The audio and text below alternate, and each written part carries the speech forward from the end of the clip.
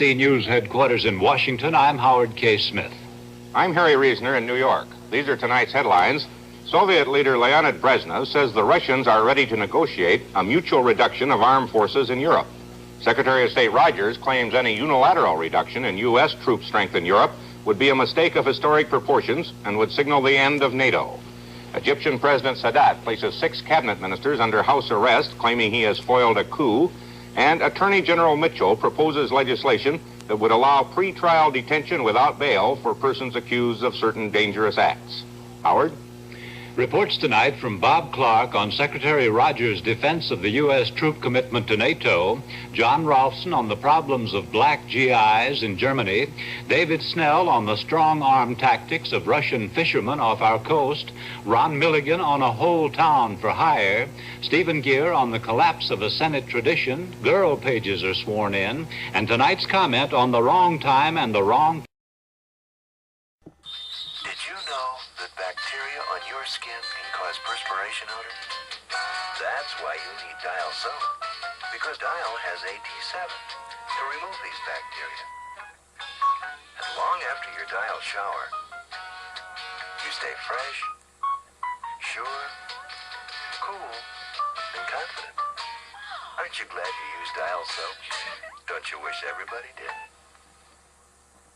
The Federal Reserve Board reported today that industrial production climbed slightly in April, 0.3%, even though auto production was down. The board said the increase indicates the economy is continuing a steady expansion in spite of a stubborn 6% unemployment figure. In Lawrence, Massachusetts, a town hit hard by unemployment, things got a little worse today with the permanent closing of the Oxford Paper Company mill, founded in 1846. 15 men who have a total of 300 years' experience at the mill took out a joint advertisement in the Help Wanted columns. 2 of them have already had calls from prospective employers. They say that even if only one of them finds work, the cooperative approach was worthwhile. A tight job market and a spotty economy have produced a number of such attention-getting moves, but maybe the most dramatic came from Tyrone, Pennsylvania, where the major industry, another paper mill, closed half its plant and put 550 skilled workers out of a job. Tyrone decided to get a job, this town for hire. It got its labor pool together in Main Street, took a picture, and placed an ad in the Wall Street Journal. ABC's Ron Milligan reports.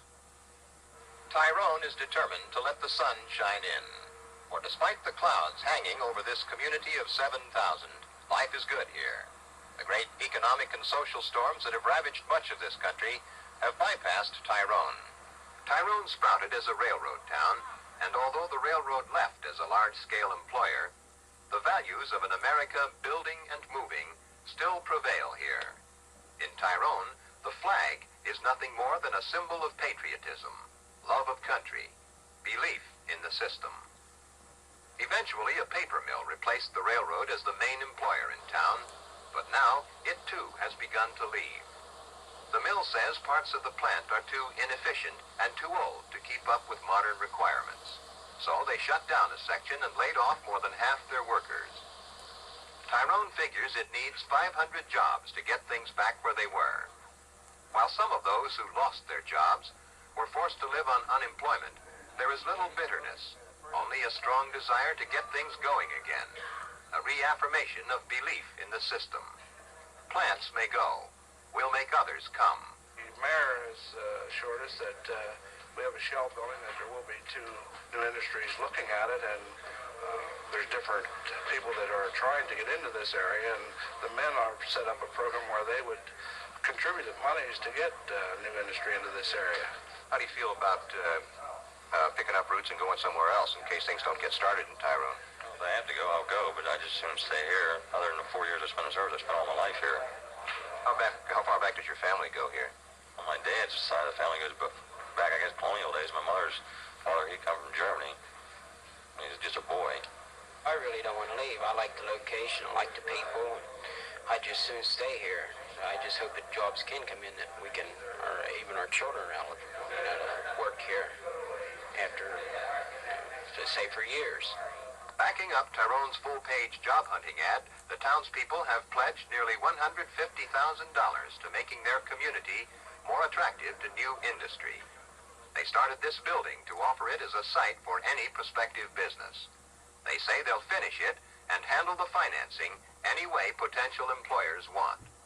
Tyrone is fighting to avoid the fate of hundreds of small towns across the country. It is determined not to lose its sons to Pittsburgh, Philadelphia, or New York. This is Ron Milligan, ABC News, Tyrone, Pennsylvania. The Nixon administration today proposed a plan for desegregation of the schools of Austin, Texas.